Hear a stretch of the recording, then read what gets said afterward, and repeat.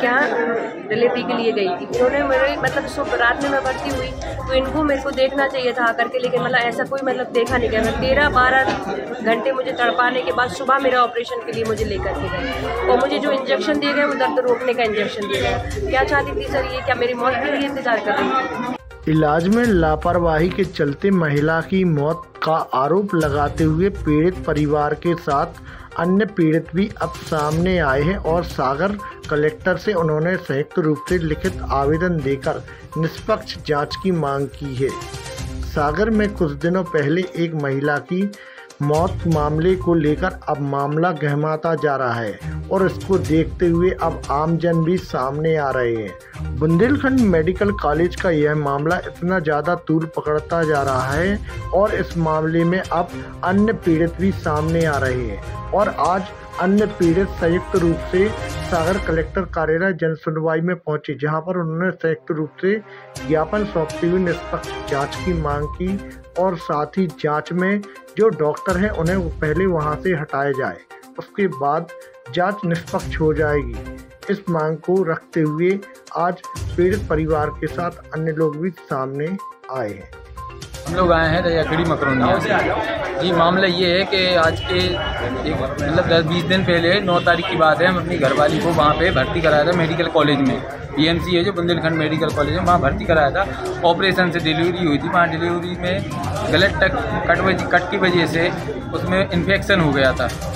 ठीक है सर, वहाँ पे इन्फेक्शन होने के कारण वहाँ पे इलाज किया जा रहा था, पर हम छुट्टी मांग रहे थे, हमें छुट्टी नहीं दी जा रही थी। हमने सोचा हम बाहर इलाज कराएंगे, बाहर अच्छा इलाज मिलेगा हमारे, पर वहाँ की जो मैडम है शीला जैन वगैरह, उनने हमें छुट्टी नहीं दी। 2-5 दिन बाद हमने वहाँ से प्रबंधक से बात की तो उनने भी हमें छुट्टी नहीं दी। आश्वासन दिया जल्दी ठीक होकर हम यहीं पे होंगी, यहीं ठीक करके हम आपको छुट्टी दे देंगे। फिर प्राइवेट में हमने ले जाने की बात करी, पर उन्होंने हमें जाने नहीं दिया। क्योंकि प्राइवेट में हम ले जा रहे थे तो वहाँ पे कागज़ मांग रहे थे, ऐसे किसी मरीज़ को हम उठा कर नहीं ले जा सकते। मरीज़ की हालत चलने फिरने की नहीं थी, वेंटिलेटर मतलब स्ट्रेचर पे ले जाना पड़ता था।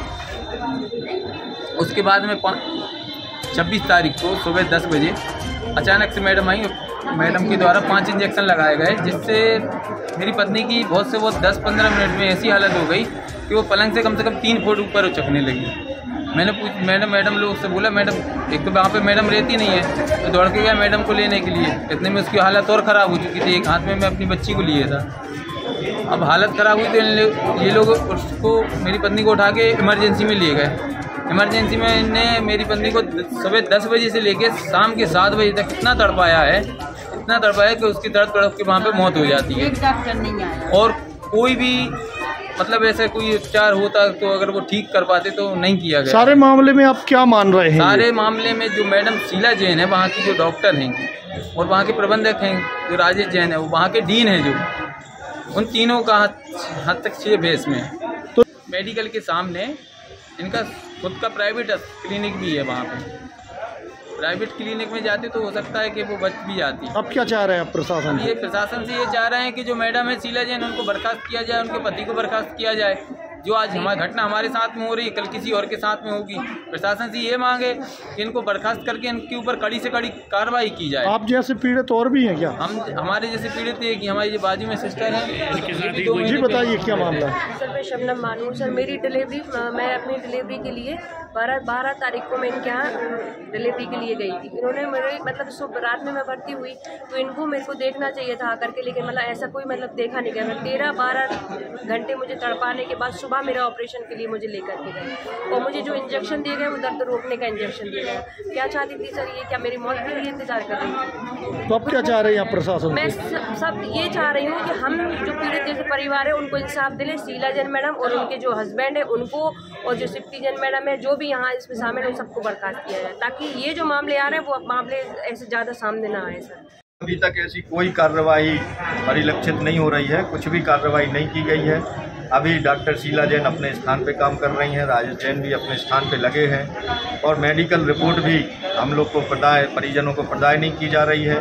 पूरे मामले को बहुत धीमी गति से लिया जा रहा है, उसमें कोई तीव्र गति से कार्रवाई नहीं हो रही है। यह तब धीरे धीरे जन आंदोलन बनेगा, अकेले कुशवाहा समाज का या सुमन पटेल का विषय नहीं है। आए दिन प्रतिदिन इस तरह की घटनाएं मेडिकल कॉलेज में हो रही हैं। गांव देहात से जो महिलाएं आती हैं उनके साथ भी यही वारदातें हो रही हैं। और एक शबनम मानू हैं, हमारे साथ आई हैं, इनके साथ भी 1 महीने पहले यही घटना हुई। अब इस तरह की घटनाएं रोज रोज हो रही हैं। अब इसके लिए पूरी जनता एक स्वर में आवाज़ उठाएगी और एक बहुत बड़ा जन आंदोलन बनेगा। बना के मेडिकल अस्पताल में एक व्यापारिक अड्डा बना के रखा है। डॉक्टर्स लोग वहाँ पे इलाज करते नहीं हैं और ये अपनी प्राइवेट क्लिनिक अस्पताल के बाहर खोल के रखे हैं। अगर ये सरकारी अस्पताल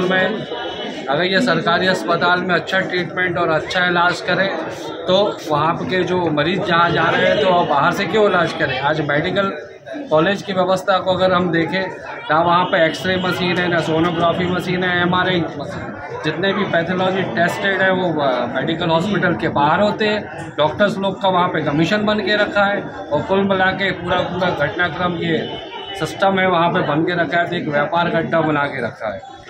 मध्य प्रदेश सरकार स्वास्थ्य को लेकर काफ़ी सक्षम बनी हुई है और बड़े बड़े दावे कर रही है, तो सागर में बुंदेलखंड मेडिकल कॉलेज को लेकर क्या कहना चाहेंगे? देखिए, मेडिकल कॉलेज हो या जो गवर्नमेंट से टाई अप जितने भी हॉस्पिटल हैं, आयुष्मान कार्ड के नाम पे सरकार बोलती है, एक तरफ बोलती है कि हम 5 लाख का इलाज इनको निःशुल्क करेंगे, और जो सरकारी अस्पताल और जो टाई अप करके जो हॉस्पिटल्स हैं ये यहाँ पे गरीब जो जानते नहीं हैं उनको उल्टे सीधे साइन कराए जाते हैं। जहाँ 500 रुपये का इंजेक्शन है वहाँ पे 5000 की दवाइयों को साइन कराए जाते हैं। ना उनका समय पे इलाज होता है, ना ही कोई ऑपरेशन होते हैं। और यह मैं कुल मिला के ये कहना चाहता हूँ, आयुष्मान जो योजना बनी हुई है ये सरकार एक जनता के साथ में दिखावे का काम कर रही है। देखिए, इस तरह की घटनाएं ये पूरे मामले को उजागर करती हैं। सुमन पटेल का जो मामला है इससे पूरे मेडिकल प्रशासन की पोल खुल रही है। मेडिकल कॉलेज की जो दशा और दुर्दशा है, ये सारी चीज़ें ऐसे मामलों से सामने आ रही हैं। और आप देखिए, आए दिन प्रतिदिन लगभग ये घटनाएं घट रही हैं। जो सामने है सारी घटनाएं कोई आरोप प्रत्यारोप वाली बात नहीं है, ये वास्तविक घटनाएं हैं जो रोज घट रही है कॉलेज में। अब शासन प्रशासन कितनी ही अच्छी व्यवस्थाएं कर रहा हो, लेकिन वास्तविकता में देखा जाए तो बड़ी दुर्दशा है।